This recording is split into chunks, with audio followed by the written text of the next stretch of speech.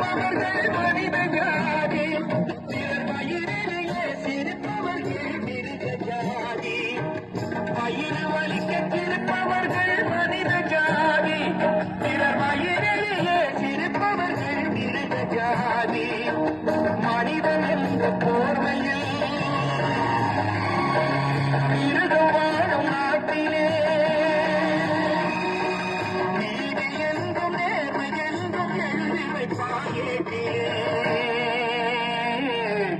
எழுதி வைப்பாயேட்டிலே.